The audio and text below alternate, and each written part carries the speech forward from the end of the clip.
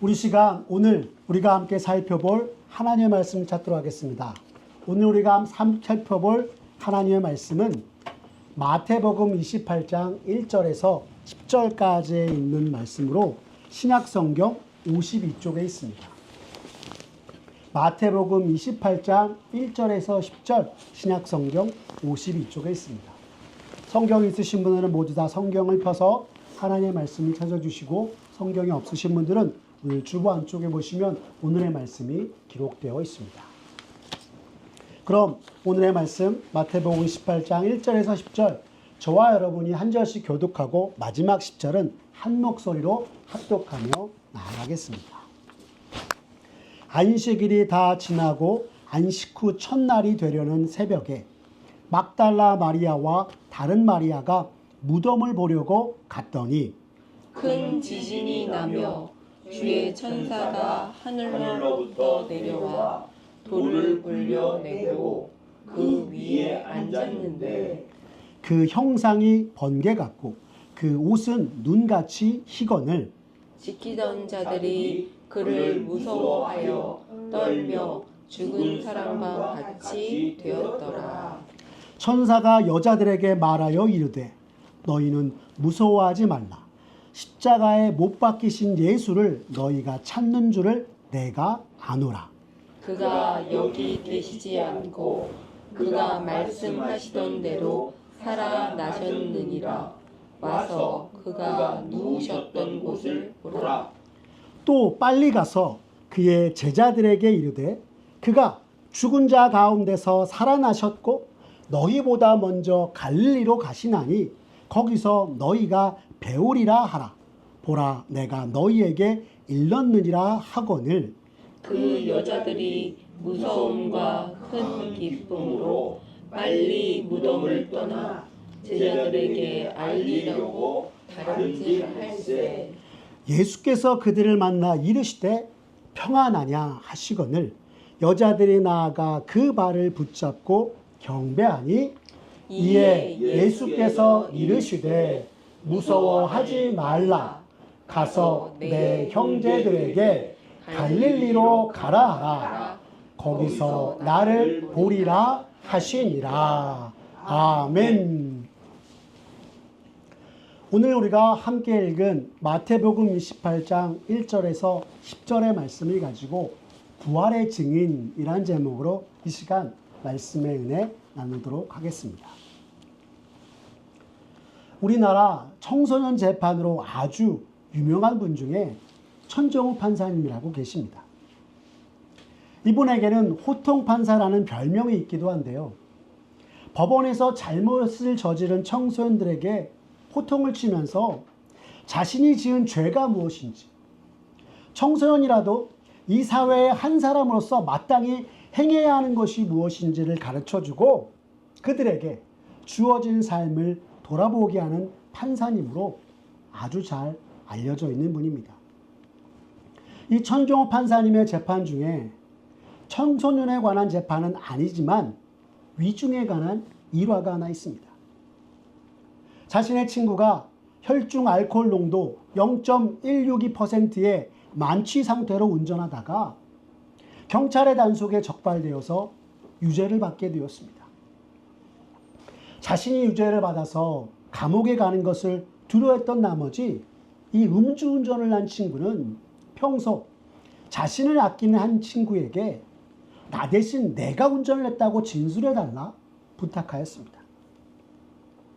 그리고 이 부탁을 들은 친구는 자신의 친구를 안타까워한 나머지 경찰서에 가서 그날 운전은 자기가 했다고 허위 진술을 하였고 재판에서 역시 위증을 하였습니다.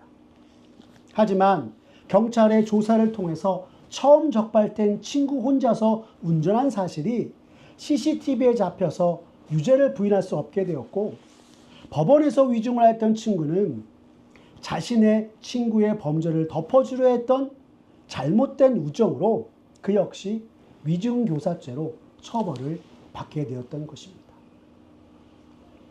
우리 생각에는 아니 친구의 부탁을 못내 이기지 못해 진술한 것에 분가한데 실제로 잘못을 저지르지도 않았는데 너무한 것 아니냐고 생각합니다.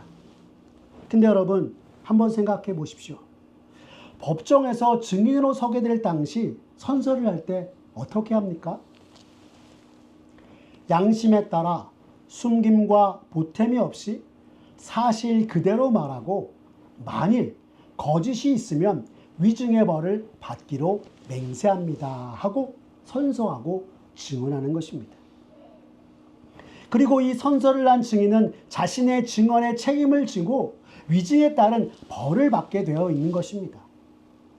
그래서 법원에서 위증교사죄는 거짓말을 시킨 사람과 거짓말을 한 사람 모두에게 동일한 책임을 부여해서 처벌을 내리는 것입니다. 자신은 친구의 부탁을 들어주려다 실수를 했다 생각하나 법정에서 한 선서로 인해서 증인으로서의 책임과 의무를 다하지 아니하여서 그에 마땅한 처벌을 받게 된 것입니다. 그런데 여러분, 우리나라 법정에서 유죄로 양형된 사건들 중에 이 위증교사죄가 대략 몇 퍼센트 정도 되는지 아십니까? 통계에 따르면 실제로 양형을 구형한 사건들 중에 약 40% 정도가 된다고 합니다. 생각보다 너무나 많은 비중을 차지하고 있어서 저는 이것을 보고 짐짓 놀랐습니다. 증인으로서의 책임과 의무를 제대로 다해야 공평과 정의가 실현되는 것인데 이를 제대로 수행하지 않으므로 점점 더 혼란스러운 사회가 되어가는구나라고 생각하기도 하였습니다. 그런데 이 일화를 통해서 한 가지 더 생각하게 된 바가 있었습니다. 그저 단편적인 하나의 사건일 수도 있지만 얼마나 많은 사람들이 증인의 책임과 의무를 망각한 채 행하면서 괜찮다 하며 살아가는 것인가 하는 것입니다. 아니, 오늘 내게 주어진 책임과 의무를 잊어버리고 살아감으로써 삶에서 우리가 어떤 결과를 초래하게 되는 것인가 라고 하는 생각을 더 해보게 되었던 것입니다. 오늘 말씀을 시작하면서 이러한 이야기를 먼저 나눈 것은 오늘 여러분들과 함께 증인으로서의 사명에 대해서 함께 살펴보고자 위함입니다. 여러분, 우리는 모두 예수님의 증인으로 부름받음을 받은 사람들입니다. 성경 사도행전 1장 8절 하반절을 보면 성경은 우리에게 이렇게 전합니다. 우리 함께 읽어볼까요? 시작. 예루살렘과 온 유대와 사마리아와 땅끝까지 이르러 내 증인이 되리라 하시니라. 아멘. 라고 말입니다. 우리 구주 예수님께서 친히 우리에게 너희는 내 증인이라 말씀하셨기에 누구보다도 증인으로서의 책임과 의무를 다해야 하는 것이 우리들인 것입니다. 그리고 증인으로서 우리는 예수님에 대해서 사실 그대로 숨김과 보탬이 없이 증언해야 마땅합니다. 그렇다면 구체적으로 우리가 증인으로서 예수님에 대해서 증언할 것은 무엇일까요? 오늘 우리가 읽은 성경 본문 마태복음 28장 1절에서 10절 말씀을 보면 우리를 죄와 사망에서 구원하시려고 하나님 아버지의 뜻을 따라 이 땅에 오신 예수님께서 우리의 모든 죄를 대신 지시고 십자가에 달려 죽으심으로 우리 죄를 대속과 구원을 이루셨고 장사된 지 3일 만에 부활하셨다라고 하고 있는 것입니다.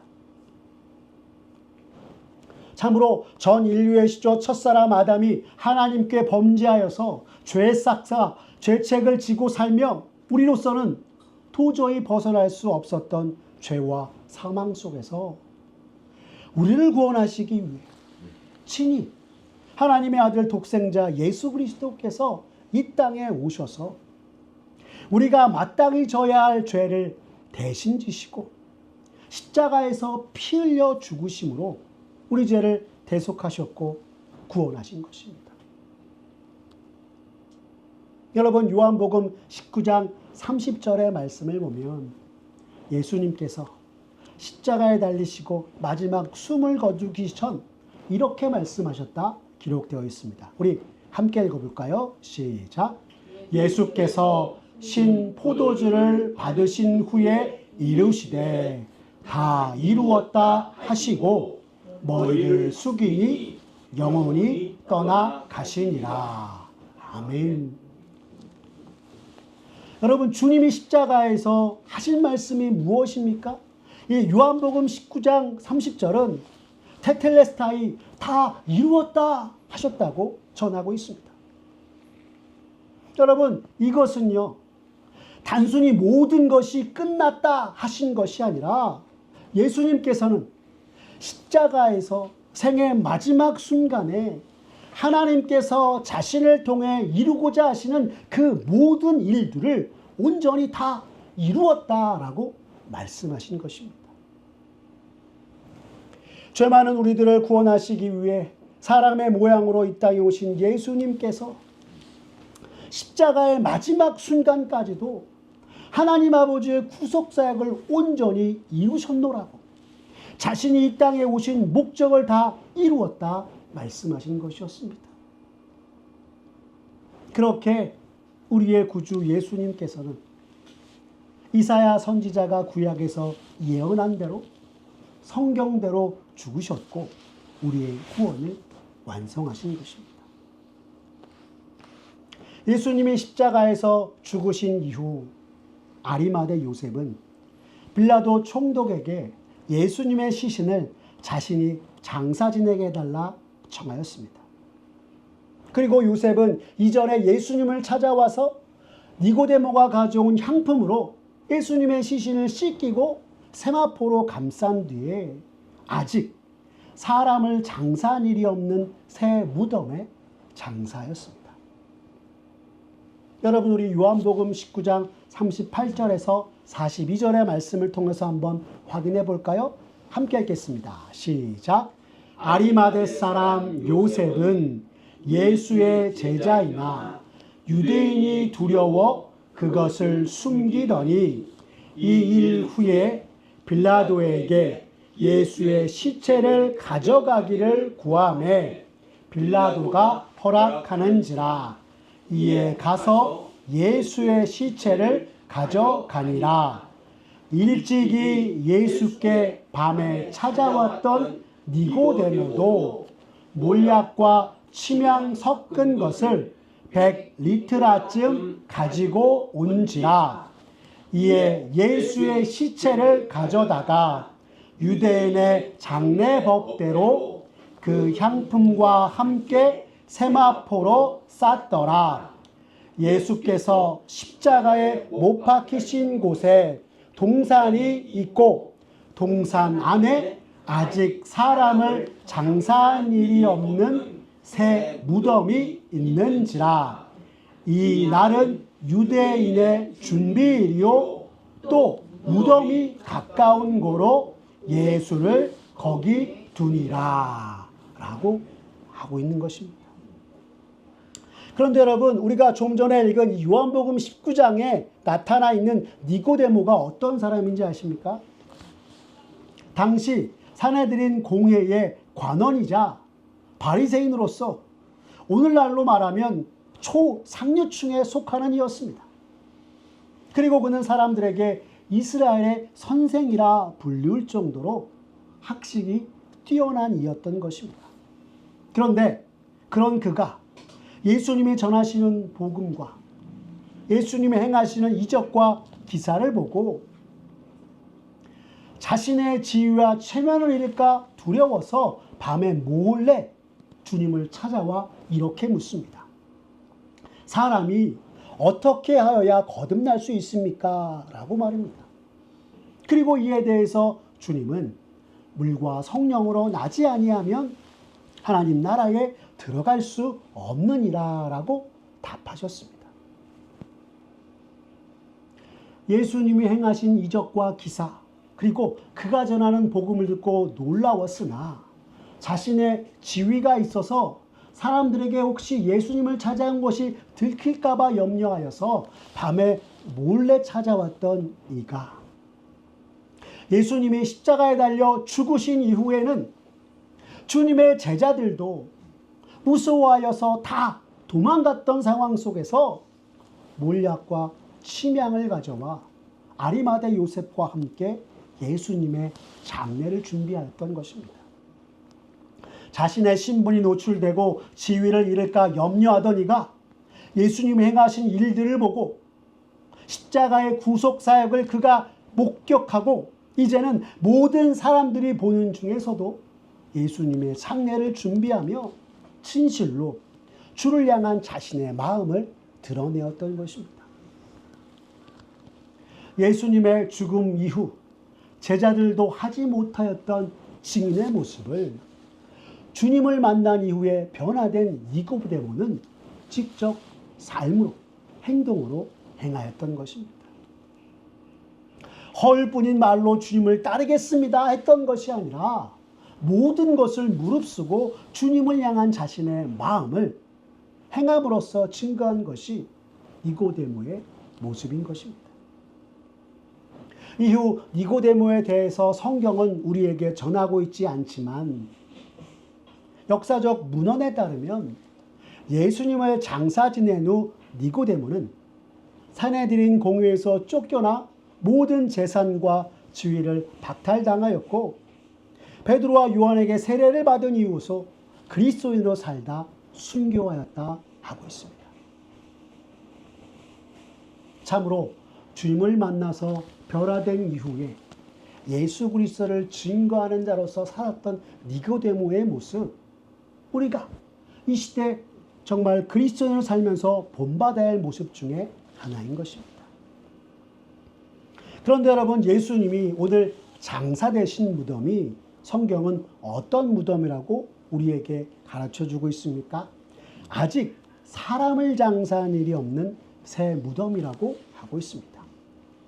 다시 말해 아리마대 요셉이 준비한 예수님의 무덤은 예수님 전에 한 번도 사용하지 않았던 빈 무덤이었다라는 것입니다. 예수님께서는 사도 바울이 고린도전서 15장 3절과 4절에 전하는 바 성경대로 그리스도께서 우리 죄를 위하여서 죽으시고 장사 지낸 바 되셨습니다. 하지만 당시 서기관과 바리새인들, 종교 지도자들은 예수님이 하신 내가 사흘 후에 다시 살아나리라 하는 말씀 때문에 우리가 잘 알다시피 거대한 돌문으로 예수님의 무덤 입구를 막았고 그렇게 예수님의 무덤을 봉쇄한 것을 뛰어넘어서 경비를 붙여 지키게 하였던 것입니다. 그리고 드디어 예수님이 말씀하신 사흘이 되었습니다. 안식 후 첫날 새벽에 막달라 마리아와 다른 마리아가 유대의 장례 풍습을 따라 예수님의 시신에 향품을 바르기 위해서 예수님의 무덤을 찾았습니다. 안타까운 점은 예수님께서 자신의 죽음과 부활에 대해서 그의 공생애 동안 3번에 걸쳐 말씀하셨지만 그 하신 말씀을 믿는 자가 하나도 없었다라고 하는 것입니다. 오늘 막달라 마리아와 다른 마리아도 예수님의 무덤을 찾았던 이유가 유대의 장례 풍습을 따라서 예수님의 시신에 향품을 바르기 위해서 나왔던 것이었습니다. 그렇게 아무도 예수님의 부활을 기대하지 않았던 새벽, 예수님은 말씀대로 진실로 부활하셨습니다. 막달라 마리아와 다른 마리아가 예수님의 무덤을 찾았을 때 예수님의 무덤을 막고 있던 거대한 돌이 굴려져 있었고 부활의 소식만을 전하는 천사만 그 자리에 있었다 성경은 전하고 있습니다. 예수님의 무덤을 찾은 막달라 마리아와 다른 마리아에게 여러분 이 천사가 뭐라고 말했는지 아십니까? 마태복음 28장 5절과 6절은 이렇게 이야기하고 있습니다. 우리 다시 함께 읽어보겠습니다. 시작.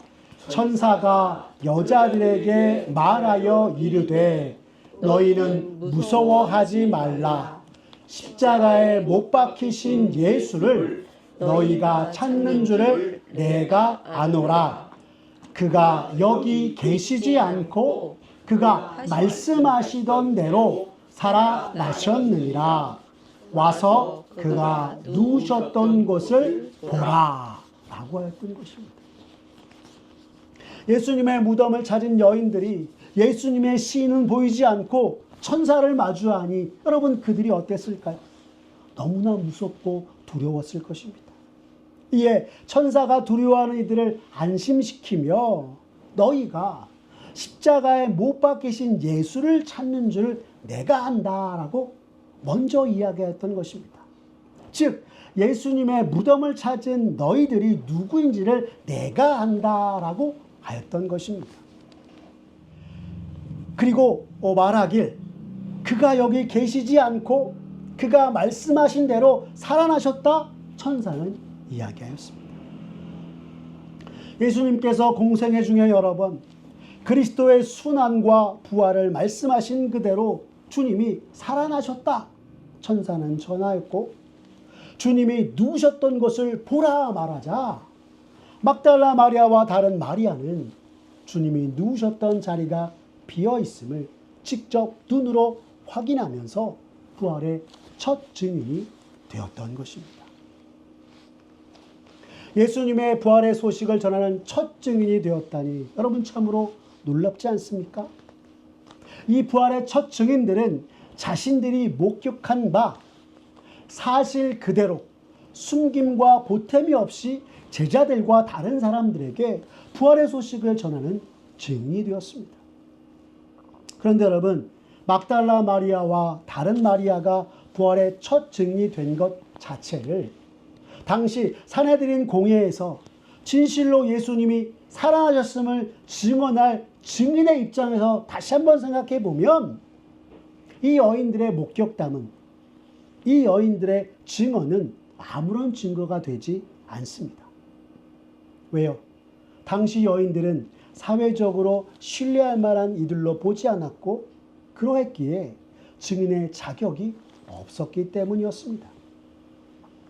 실제로 제자들도 이 여인들이 전하는 내용을 즉시 믿지 못하였음을 우리가 성경에서 확인할 수 있습니다.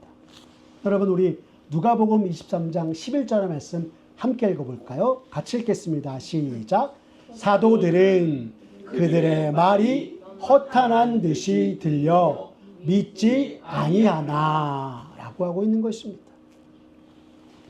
하지만 이 여인들은 예수님의 부활을 최초로 목격한 이들로 성경에 기록되었고 제자들이 처음에 그들의 보고를 믿지 않았던 것은 평소 예수님이 말씀하신 그대로 바로 그 일이 실제로 일어났기 때문이었으며 이후 베드로가 무덤에 달려가 예수님의 빈 무덤을 보고 부활의 첫 증인된 이 여인들의 이야기를 비로소 믿게 되었던 것입니다. 미국의 크리스찬 포스트의 제이슨 지메네즈는 예수님이 무덤에서 살아나셨다는 세 가지 증거에 대해서 말하면서 예수 그리스도의 부활이 예수님의 제자들과 그의 측근들이 아닌 여인들에 의해서 전해지고 그녀들이 부활의 증인되었다는 것 자체가 진실로 예수님이 무덤에서 살아나셨다는 것을 반증하는 것이다 라고 하였습니다. 왜요? 꾸며낼 이유가 없는 이들이 자신들이 목격한 사실 그대로를 실제 사건을 이 여인들이 전한 것이기 때문이다 라고 하였던 것입니다. 그래서 사도 바울은 고린도전서 15장 4절에서 6절 말씀에 예수님의 부활을 목격한 사람들에 대해서 이렇게 이야기하고 있습니다. 우리 함께 읽어볼까요? 시작. 장사 지낸 바 되셨다가 성경대로 사흘 만에 다시 살아나사 게바에게 보이시고 후에 12 제자에게와 그 후에 500여 형제에게 일시에 보이셨나니 그 중에 지금까지 대다수는 살아있고 어떤 사람은 잠들었으며 라고 하고 있는 것입니다. 그런데 여러분 이 본문에서 사도 바울이 장사 지낸 바 되셨다가 성경대로 주님이 사흘 만에 다시 살아나셨다라고 선언하고 있는 이 말씀은 그리스도께서 십자가에서 죽으시고 장사 지낸 바 되셨다가 성경대로 사흘 만에 다시 살아난 것이 참 복음의 핵심이요.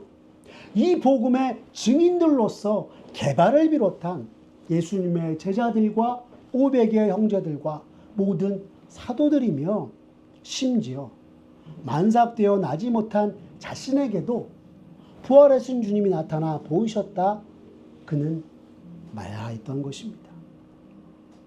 그런데 여러분 여기서 더 놀라운 것은 이 고린도전서의 말씀을 주석을 통해서 살펴보면 사도 바울은 예수 그리스도께서 장사되셨다가 다시 살아나셨다라고 하였을 때 이를 그저 예수님의 제자들이 목도하였던 일, 역사의 한 페이지로서만 본 것이 아니라 부활의 효력이 계속되고 있음을 말하며 부활하신 예수 그리스도께서는 지금도 살아계시고 앞으로도 영원히 살아계심을 말하고 있는 것이다 라고 하였습니다.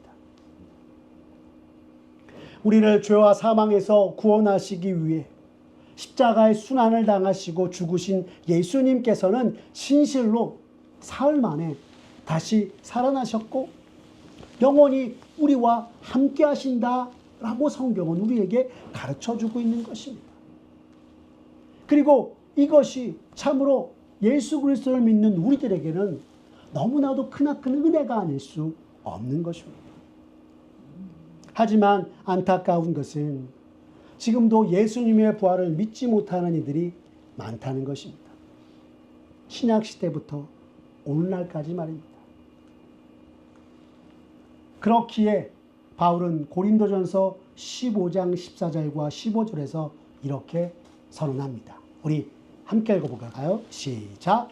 그리스도께서 만일 다시 살아나지 못하셨으면 우리가 전파하는 것도 헛것이요 또 너희 믿음도 헛것이며 또 우리가 하나님의 거짓 증인으로 발견되니 우리가 하나님이 그리스도를 다시 살리셨다고 증언하였습니다.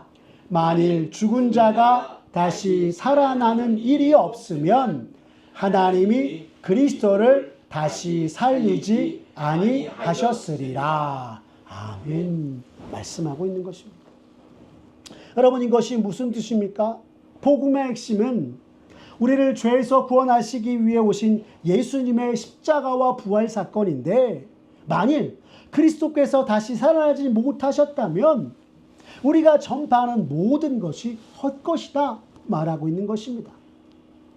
그러면서 또 뭐라고 얘기합니까? 그런데 우리가 실제로 보고 들은 바를 너희에게 전하였는데 그것이 무엇이냐? 하나님이 그리스도를 다시 살리셨다는 것이 아니냐?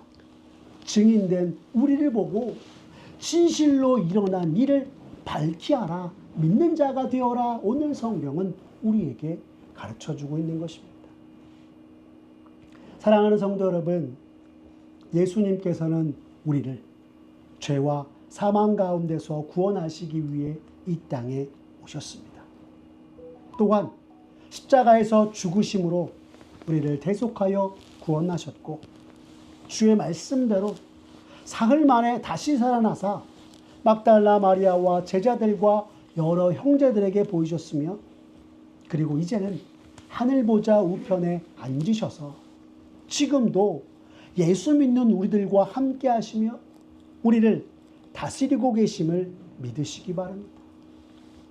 참으로 지금도 여전히 살아계셔서 나와 함께 하시는 그 놀라운 주님의 은혜와 사랑 속에 언제나 거하는 저와 여러분 되기를 간절히 바랍니다. 그리고 우리들 역시 예수님의 부활에 증인된 여인들과 제자들처럼 이 세상 속 수많은 믿지 아니하는 자들에게 우리를 죄에서 구원하시기 위해 이 땅에 오신 예수님의 그 십자가의 사역과 부활을 전하는 우리 모두가 되기를 바랍니다. 우리의 말과 행동으로 또 삶으로 주님의 십자가와 부활의 증인이 되어서 우리를 구원하신 주님께 찬송과 영광을 올려드리고 우리들로 하여금 수많은 믿지 않는 영혼들이 주님께로 돌아오는 역사가 가득하게 되기를 간절히 기도합니다. 기도하겠습니다. 사랑이 많으신 하나님 아버지, 우리를 죄와 사망 가운데서 구원하시기 위해 독생자 예수 그리스도 주님을 이 땅에 보내주심에 감사를 드립니다. 주님께서는 날 위해 십자가 지시고 또한 말씀대로 다시 사셨건만 지금 내 모습을 주 앞에서 돌이켜보면 주님께 받은 구원의 은혜를 잊은 채 살며 오늘도 살아계셔서 나와 함께 하시는 부활의 주님을 믿지 못하고 방황할 때가 많았음을 이 시간 고백합니다. 주여 용서하여 주시옵소서. 오늘 이 시간 진실로 주님이 부활하셨음을 말씀을 통해서 다시금 우리 마음에 깊이 새기며 부활이요 생명 되신 주님을 바라보며 나아갑니다. 주여 이 시간 간절히 기도하오니 주의 크신 구원의 은혜 속에 날마다 살아가는 자로서 우리 구주 예수 그리스도 주님이 진실로 사망 원세 이기시고 다시 사셨음을 증거하는 부활의 증인으로 살아가는 우리들 모두가 되게 하여 주시옵소서. 우리의 입술과 행동과 삶으로 나를 위해 이 땅에 오신 예수 그리스도 주님을 전하며 주께서 우리를 위해 행하신 구속의 역사를 온 세상에 증거하여 우리를 통해 수많은 예수 믿지 않는 영혼들이 예수 믿게 되고 주님의 십자가와 부활의 은혜를 누리게 되어서 참으로 살아계신 여호와 하나님께 찬송과 영광을 올려드리는 그 놀라운 일들이 가득하게 하여 주시옵소서. 지금도 살아계셔서 우리와 함께 하시는 우리 구주 예수 그리스도의 이름으로 기도드렸습니다. 아멘. 이 시간 찬송가 484장 내 맘의 주여 소망되면서 찬양하시면서 하나님 앞에 봉헌하며 나가겠습니다.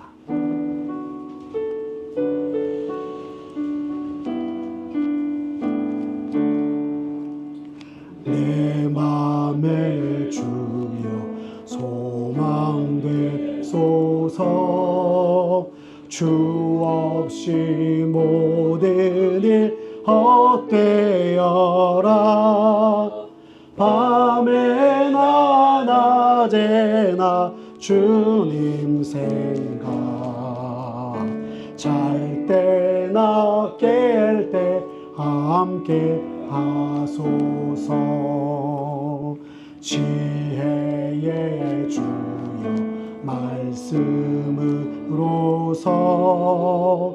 언제나 내 안에 계십소서.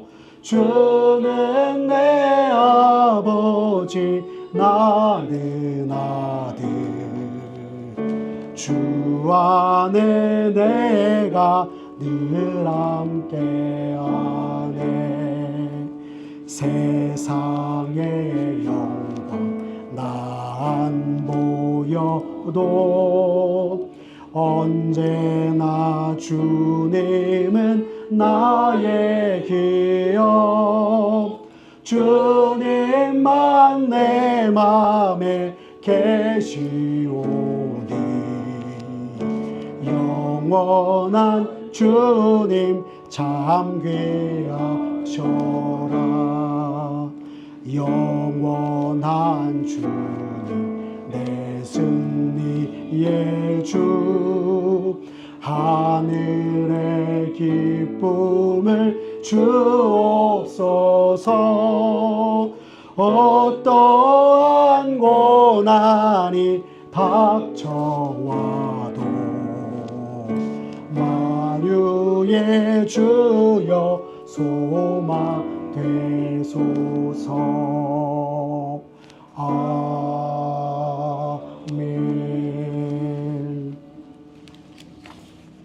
부활이요 생명 되신 주님, 참으로 죄와 사망 속에 심판받아 마땅한 우리들을 주님의 십자가와 부활의 은혜로 구원하여 주시고 주의 백성 삼아 주신 것에 감사를 드립니다. 주여, 이 시간 기도하오니 어둠 속에 헤매이던 나를 빛으로 인도하여 주시고 내 힘으로는 도저히 벗어날 수 없는 죄와 사망 속에서 구원하여 주신 주님의 십자가와 부활의 은혜를 주님이 허락하신 생명의 수완 동안 온 세상에 증거하는 복음의 증인이요 부활의 증인 되게 하여 주시옵소서. 너무나도 부족하고 연약한 우리들이지만 주께서는 모든 믿는 자들을 구원하시기 위해 오셨으며 십자가에서 죽으시고 다시 사신 그 사실을 모든 사람들에게 전하여서 죽어가는 많은 이들을 주님께로 이끌기에 부족함이 없는 우리들 되게 하여 주시옵소서.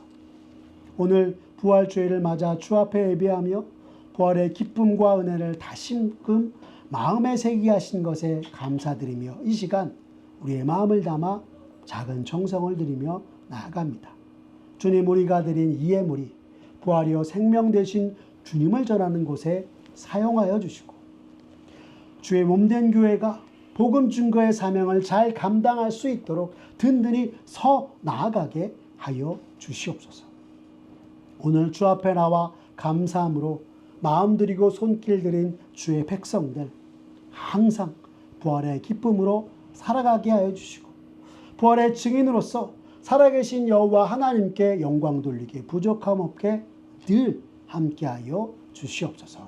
모든 것 주님께 맡기오며 부활이요 생명 되신 우리 구주 예수 그리스도의 이름으로 기도드렸습니다. 아멘.